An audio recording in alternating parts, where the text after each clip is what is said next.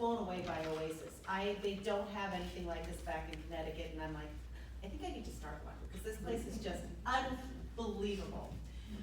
So you heard a little bit about me, but it's important to tell you a little more about my history, because that's how I got involved with all of this. In 1997, my first child died of sudden infant death syndrome. And I had been in public relations, and at that time, I decided I wanted to do something to make a difference, to help make babies safer and save babies' lives. And that's how I started blogging and speaking about childhood issues. And then my next son came along, and it turned out he had intellectual disabilities. So I kind of expanded and started talking about intellectual disabilities and special needs, and what the future is going to look like for my son and for so many people who have autism and other intellectual disabilities. I then went on to have 2 girls who are now teens, and that is aging me rapidly, and met and married my current husband 8 years ago. And when I met him, he was a pro golfer, he was walking, and I'd say about 4 weeks before our wedding, he said, something's not right. Something's just strange. And he thought he had Lyme disease. Well, 4 weeks after we were married, he was diagnosed with primary progressive MS. And he went from walking at our wedding to being in a wheelchair full time now. At the same time as that wedding, my dad was deteriorating with Alzheimer's. And it was a shock to me when I came out, at the wedding, and he was in a wheelchair. So here I was with one son with intellectual disabilities, a husband who was deteriorating rapidly, my dad with Alzheimer's, and my mom, who's a strong German, who's like, everything's fine, I'm keeping everything together. Well, unfortunately, my dad passed away, and as my husband progressively got worse, unfortunately with primary progressive MS, there is no drugs, and it's just a rapid decline. So with relapsing, remitting, there's sometimes that are good, sometimes that are bad. And with primary progressive, that's not the case. So I started thinking to myself, and then on that time I said, okay, mom is great, and she is just, everything I am is because of my mom. She is just so strong and energetic, and she'll go out dancing with me at any time, but I really didn't want her living on her own. And I think one of the things, and I've been talking with Simona about this, is it's when you lose a life partner. My mom and dad were married for 50 years, but when you start losing that connection and that isolation starts, that's what really creates a downturn. So I really wanted her to come live with me. One of the reasons I moved back from LA to Connecticut is so she could be around her grandkids, because I'm an only child. So I decided to have her move in with me, and it's been fabulous. She's wonderful. But just the other day, we have a rambunctious dog, and she was playing with the dog, and he slammed into her knee, and I was on a business trip like this, and don't hear anything, and next thing I come home, and she's limping and saying she can barely walk, and I'm like, what? So got to the doctor, and sure enough, she had a slight fracture of her tibia. So picture this. I was in Florida because one of my daughters does all-star cheer, so we were down in Florida. My mother's upstairs in the house on a walker. My husband's downstairs in a power chair, and nobody else is home. And of course she's saying, oh, I can just carry my walker down the stairs, it's fine. So I'm like, oh my gosh, what's going on at home? Who can I watch? So for me, it's that fear of what if. And I have to tell you, after losing a child to SIDS and having a son with intellectual disabilities, every time the phone rings, I wonder, what is the what if? And I try my hardest not to live out of fear, because that doesn't help anyone. So everything I can do, I plan. And my house is like air traffic control. I have a board, I know where everybody is at every time. But the only way I can do that is truly with technology. Smart devices have given me that safety net that allows me to do what I can do. Because let's be real, okay? My husband can't work anymore, so mama's got to bring home the bacon. I've got a son who's never going to work. So I'm going to be probably working for the rest of my life. And don't get me wrong, I love what I do. Like, this is just so cool for me. I absolutely love it. But I have to travel. And it's not that I don't like traveling, but there's always the what's happening when I'm not at home. Now, there was another wrinkle. up until last June, my 90-year-old aunt was living with us as well. Oh yeah, you can't make this up. It's pretty interesting. But she was great. Now she is in a nursing home right now. She does have dementia, but she's having a great old time because she's got new friends. She's playing bingo. She met a man in the nursing home. She's got a boyfriend. I'm like, God bless. My mom, on the other hand, I'm trying to get her out more and really connect, and that's why I love Oasis. This is like an awesome place for having those connections and those social interactions. But getting back to the smart devices, the only way I'm able to do what I do is through devices like Home Life. So who here has Cox as their assistants? Okay. So what Home Life is an addition to your Cox services. And Home Life is a bunch of different devices, and we're gonna go through all of them over there. But basically, they are a connection for me. They're my air traffic control when I'm traveling. So, for example, there's motion detectors.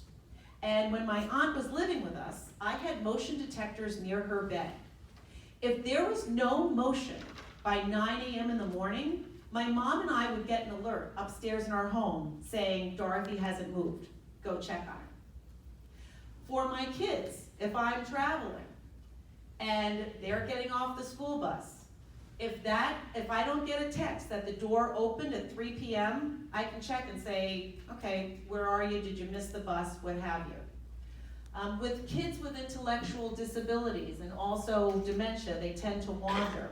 When I'm home, I have different chimes on my windows, on my doors, so I know what door opens. So for example, my aunt had her door that led out to our backyard, and there's a stream back there. It was a harp, so every time I heard the harp, I knew she was in the backyard, so at least I could check where she was. Or if the front door, if my son Spencer, people with autism he just walks constantly, and everybody knows Spencer. But if there's a dinosaur roar, I know he went out the front door. So I'm like, okay, where's Spencer? With locks, so my husband, as I said, is in a power chair. What's great is when I was in Florida, my girlfriend came over and brought dinners to my mom and my husband Greg. I was able to automatically unlock the door for her so he didn't have to transfer from his chair to his wheelchair to go and let her in. Same thing with my puppy. I had to have a dog walker over because my mom's in a walker and my husband, so I was able to unlock the door for the dog walker and check. Now, we are talking about older Americans, but I also have my daughter who's having junior prom on Friday, and I'm having pre-prom, and I will have 40 16 and 17-year-olds at my house. I have an alert on the liquor cabinet. So when the liquor cabinet opens, I know exactly what's going on. So, yeah. I mean, I've got a good girl, but what I've learned is teens lie. It's just in their DNA, that's just what happens. So, I can keep track of her. So the beauty of something like those devices is there's nothing you have to do. So there was a study done that most people over 65 do want smart devices now, but they're not sure how to use them or how to set them up, and they really want help doing that. I can tell you, I do not know technology, and I don't like reading manuals. If I can't just turn it on and make it work, I want nothing to do with it. So what's nice about most smart devices is they work on their own. They're smart. They're actually smarter than us. So I have no problem saying that. So that's what's nice about some of these devices. It's no longer these cool gadgets for teens. These are things that make our life easier. So another thing with Cox is they have Contour, the TV stuff. What's nice about that is you can actually hold up the Contour remote and say, turn on a light, and we'll turn on the lights. You can say, turn down the thermostat, because I can tell you right now, yesterday in Connecticut, it was 50 and rainy and cold. Yeah, it was miserable. So you can, and today it's 70. So you can literally, I can adjust the thermostats from here, but with Contour, you can literally just say, turn on the air conditioning, whatever it is. For those who do have a spouse or a loved one with dementia or Alzheimer's, if they forget to turn things off, there are plugs in the outlets. You can automatically turn off an iron, automatically turn off the flat iron, because my teens never remember to turn off their flat iron. So it really is amazing what the technology can do, and it's just from a push of a button. And once you have it set up, and Cox comes out and sets it up, it really can work on just an app. And so that's one of the wonderful things. But other really fun and cool things that make life easier as well. So, for example, and I'm going to put this down for a second so I can bring it down. This is called the Parrot Pot. Now, I'm going to tell you, I can't grow a thing. If it's not silk, if it's not plastic, it's not in my house. I could even kill a cactus. The Parrot Pot, and you can see it, and you're going to be able to come and check out all these things later on. It's got a little sensor that's going. And what's really cool about this is you say what type of plant you planted in the Parrot Pot. It tells you how often you have to water it, when you do, what the pH soil balance. Literally, it tells you exactly how to grow a plant, which is amazing because I can never grow a plant. So that one's really cool. If you have a pet, this is a smart pet dispenser. So you can record something for your dog or your cat, say its name, but also you can set timers so it automatically feeds your pet. So whether you're away or you're at home, it will automatically feed your pet. Now, I do have to say, not all of these devices are from Cox. There's other ones, but one of the nice things too is a lot of these, there's a statistic that there will be 60 smart devices in the average household by 2020, I think it is, or 2023, excuse me. That takes a lot of power, so you do need to have a fast internet to make all of these things work, because even now some of them don't. But that's what's really cool with that. This is a smart pill dispenser. Now, again, it's for anybody. My husband takes about 5 or 6 pills a day. My son takes 2 pills. I don't know if he's taking them. I'm not standing over him. What's nice about a smart pill dispenser is if one of the pieces doesn't open, I will get an alert that says Monday didn't open. Or I'll get an alert that says Tuesday opened. Now, I don't know if he actually swallowed the pills, but at least I'll know if he went into them. So again, when I'm away, I don't know what he's doing. I can at least check, which is nice. Now this is my, Is that plant thing parrot? Like Parrot. Yep, like the bird. Parrot pot, yep, exactly. Thank you. And and it will like shoot out water to it. It's so cool. All right, now this is my friend, and I love this one. So again, people with, and in nursing homes they use this. This is a smart cat. I'm gonna turn it on. Oh, she's on. Okay, are you gonna talk to me? Oh, come on, talk to me, talk to me. There we go. Yes. Yeah. It purrs. It is amazing. I can actually pet him. Come on, roll over for me. Yes. So it's actually wonderful, and they do have these in nursing homes for people with dementia. It is a companion. They do feel it's a real cat. It feels soft as anything. I like it. No litter box, no food, no allergies. But look at this. It does shed a little. I have to be honest. But it's so cool. I'm gonna leave him on. He's fun. He's a lot of fun. The other thing that's coming very soon, and it's really here now, is telehealth. And this is from iHealth. This is a blood pressure. So it is to the point where you can literally connect with your doctor. You can do a lot of things at home, like take your blood pressure. All of the vital statistics will be sent to your doctor, and he can check what's, oh my gosh, I saw a real, oh my gosh, is he hearing the cat? That's so funny. That's what I thought. That's so funny. Is it gonna bother him? Should I send it? I know, it's a kitty cat. See? All right, I don't wanna bother. That's so funny. Yeah, exactly.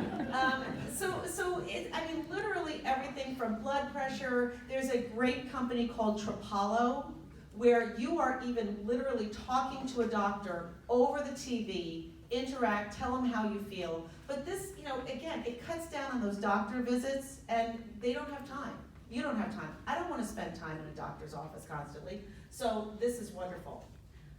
There are phones now, larger keypads. You can actually program the phone with a picture, so it will just dial who the picture is, which is wonderful. Louder volume as well. And this is a smart crock pot. Now, I actually do a lot of these segments, as they said, and there's a great food blogger who I love in San Diego. If you're ever looking for some good recipes, Whitney Bond. I love Whitney. but Whitney did her whole home tricked out with smart kitchen devices. So she has a smart refrigerator, literally a Keurig is built into the refrigerator. It is so cool. But she's taught me a lot of great gimmicks. This is a smart